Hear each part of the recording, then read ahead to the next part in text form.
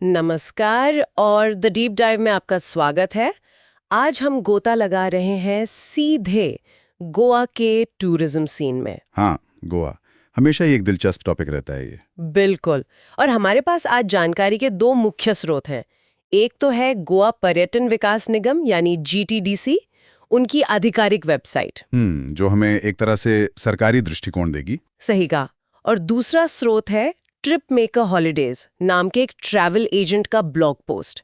तो यहाँ हमें थोड़ा प्रैक्टिकल ट्रैवल प्लानिंग वाला एंगल मिलेगा। हाँ, मतलब एक सरकारी नजरिया और एक निजी कंपनी का ये अच्छा कॉम्बिनेशन है। हाँ, तो हमारा मकसद यही है कि इन दोनों स्रोतों से देखें कि गोवा में क्या आकर्षण है, क्या अनुभव मिलते हैं और प्लानिंग की क्या बारीकियां हैं। बिल्कुल, एक पूरी तस्वीर बनाने की कोशिश करते हैं। तो चलिए देखते हैं गोवा क्या पेशकश कर रहा है। हाँ, ये दोनों स्रोत मिलकर एक दिलचस्प तस्वीर बनाते हैं। GTDC हमें गोवा की वो आधिकारिक पेशकश दिखाता है, उनकी क्या सुविधाएं हैं, क्या नीतियां हैं और अनुभवों में कितनी विविधता है। और वहीं ट्रिप मेकर हॉलीडेज एक प्राइवेट कंपनी के नजरिए से बताता है कि अच्छा, यात्रा को असल में आसान और यादगार कैसे बनाया जाए। तो दोनों को मिलाकर गोवा की एक काफी संतुलित समझ बन सकती है। हाँ, उम्मीद तो यही है। तो GTDC से शुरू करते हैं।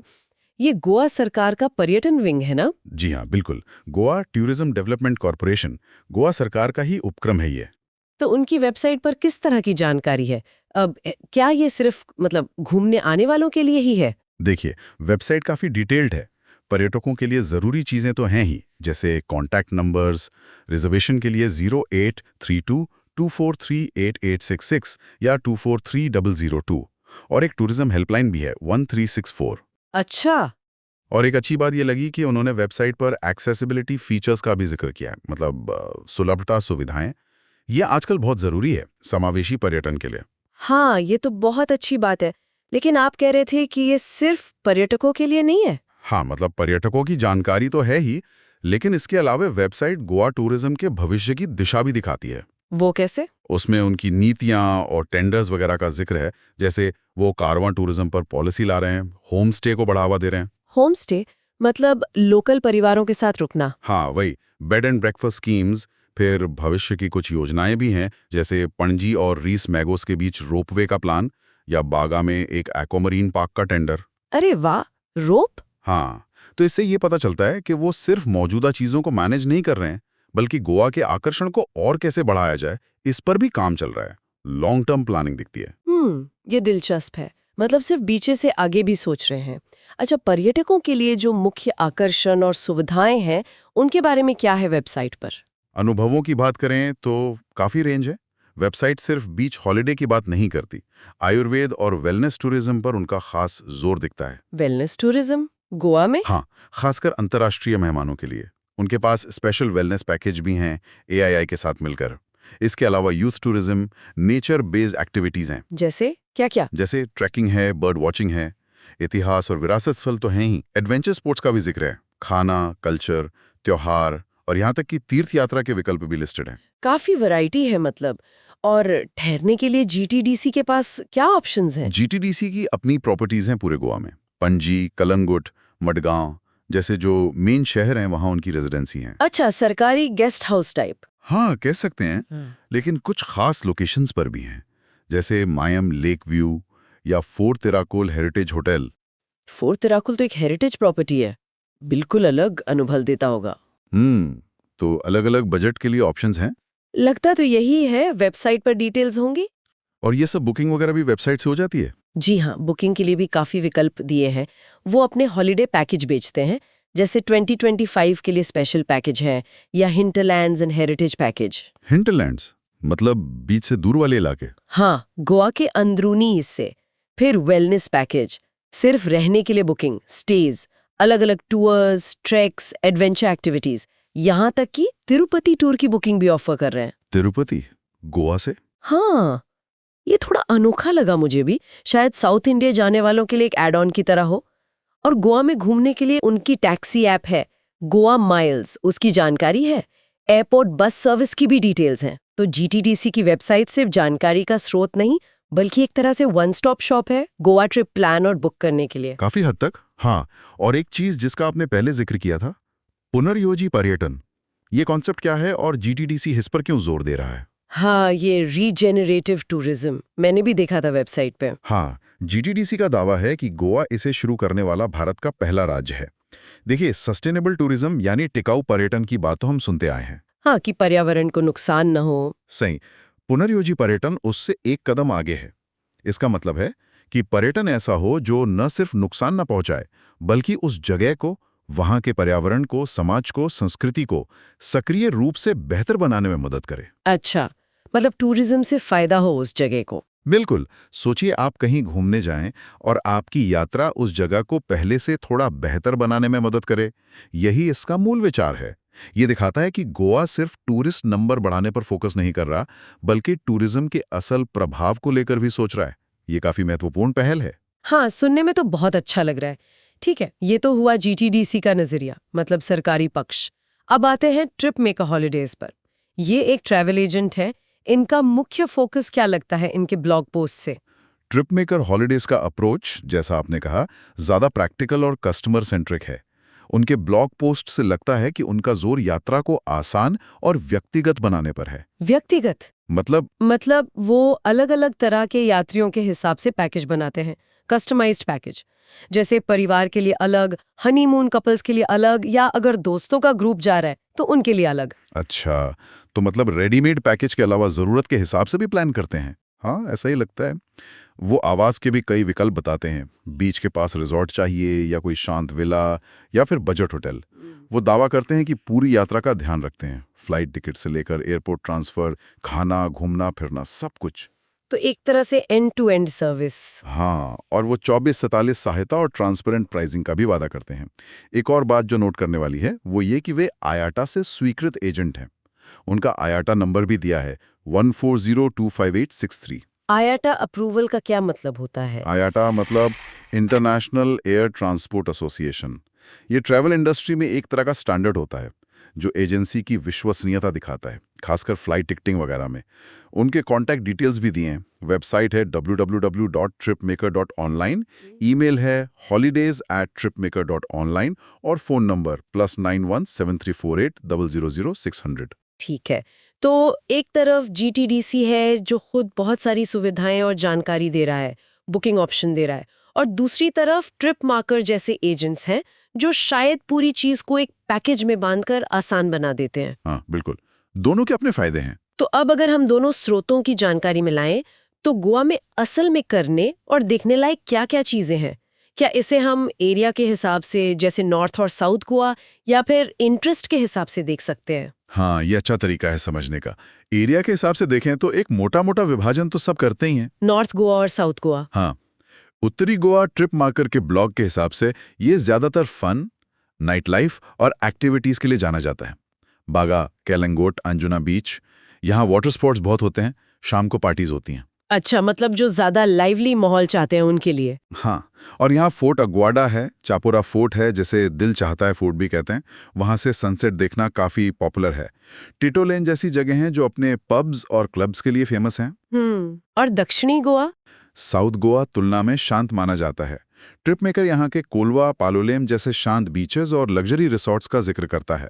यहाँ आप स्पाइस प्लांटेशन यानी मसाले के बागान देख सकते हैं, वाइल्ड लाइफ सैंक्चुरी जा सकते हैं। तो ये रिलैक्स करने वालों के लिए बेहतर है। हाँ, जो शांति और सुकून चाहते हैं, शायद उनके लिए साउथ गोवा बेहतर हो। और एक तीसरा एरिया भी है शायद, हिंटरलैंड।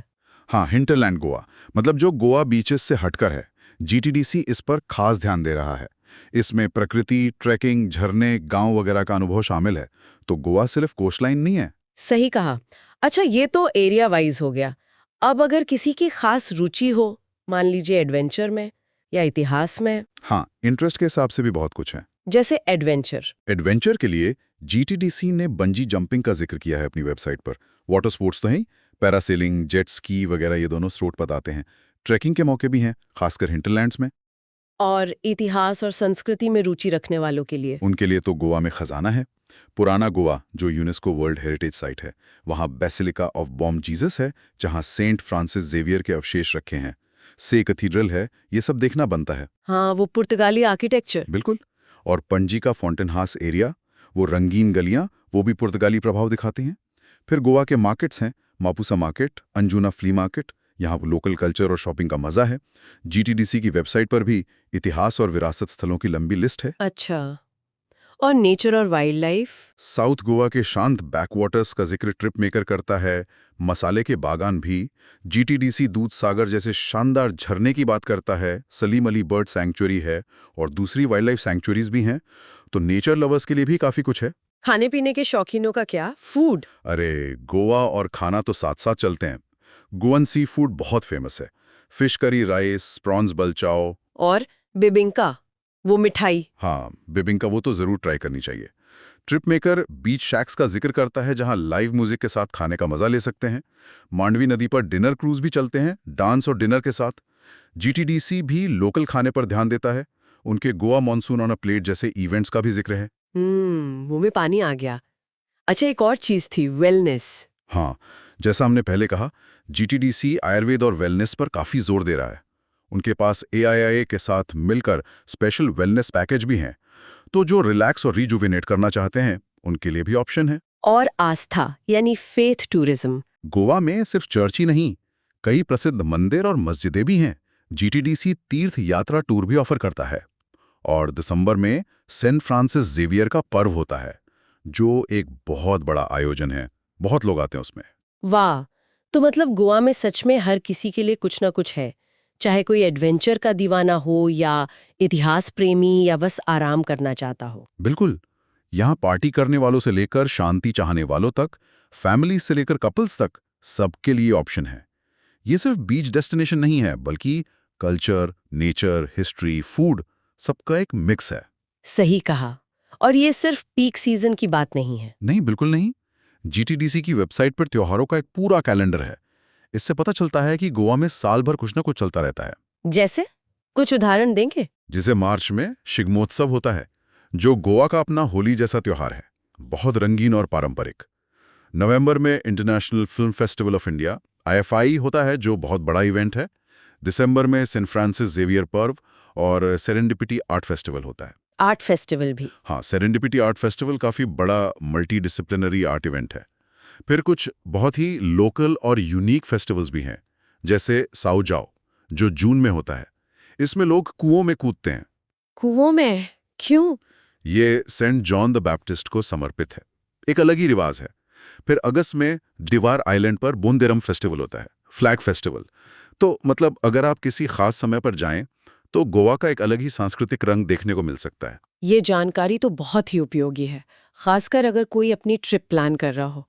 अच्छा, प्लानिंग की बात करें तो कुछ प्रैक्टिकल चीजें, जैसे गोवा जाने का सबसे अच्छा समय कौन सा माना जाता है? ट्रिप मेकर के ब्लॉग के हिसाब से देखें तो सबसे पॉपुलर टाइम तो नवंबर से फरवरी का है। मौसम बढ़िया रहता है, न ज्यादा गर्मी न बारिश, एकदम सुहावना। लेकिन ये पीक सीजन भी होगा, भीड़ और महंगा। हाँ, बिल्कुल। ये पीक सीजन होता है तो भीड़ भी ज्यादा होती है और कीमतें भी थोड़ी बढ़ जाती हैं। फिर आता है मार्च से मई का समय। इसमें गर्मी होती है, लेकिन कहते हैं समुद्र शांत रहता है और भीड़ कम होती है। तो अगर गर्मी झेल सकें तो ये ऑफ सीजन का फायदा उठाने का समय हो सकता है। और मॉनसून? जून से सितंबर? मॉनसून में गोवा एकदम हरा भरा हो जाता है, नज़ारे बहुत खूबसूरत होते हैं। लेकिन हाँ, बारिश की वजह से बीच एक्टिविटीज शायद थोड़ी कम हो जाएं और कुछ बीच शैक्स वगैरह बंद भी हो सकते हैं। जीटीडीसी की वेबसाइट भी इन अलग अलग मौसमों का जिक्र करती है। तो बेस्ट टाइम असल में इस पर निर्भर करता है कि आप गोवा से क्या चाहते हैं। ये तो अपनी पसंद पर है। और रहने के लिए हमने जीटीडीसी रेजिडेंसी की बात की, फोर्ट तेराकोल की बात की। ट्रिप मेकर ने भी कई ऑप्शंस बताए थे। हाँ, जीटीडीसी के अपने सरकारी आवास तो हैं ही। ट्रिप मेकर अलग अलग प्राइवेट होटल्स और रिजॉर्ट्स के बारे में बताता है। बीच के पास वाले लग्जरी विला से लेकर बजट वाले गेस्ट हाउस तक हर तरह के ऑप्शन हैं। और वो होम स्टे वाला ऑप्शन भी था? हाँ, जीटीडीसी की होम स्टे और बेड एंड ब्रेकफास्ट पॉलिसी, इससे लोकल परिवारों के साथ रहने का मौका मिल सकता है। ये एक अलग और शायद ज्यादा ऑथेंटिक अनुभव दे सकता है। तो रहने के लिए सरकारी, private, luxury, budget, home stay, बहुत सारे विकल्प हैं गोवा में। और बुकिंग की बात करें, मान लीजिए कोई खुद ही सब कुछ प्लान करना चाहे, तो जीटीडीसी की वेबसाइट काफी काम की लग रही है। जी हाँ, अगर कोई बीआईवाई ट्रैवलर है तो जीटीडीसी की वेबसाइट पर काफ़ी सुविधाएं हैं। आप वहीं से रहने की जगह बुक कर सकते हैं, tours, tracks, adventure activities book कर सकते हैं।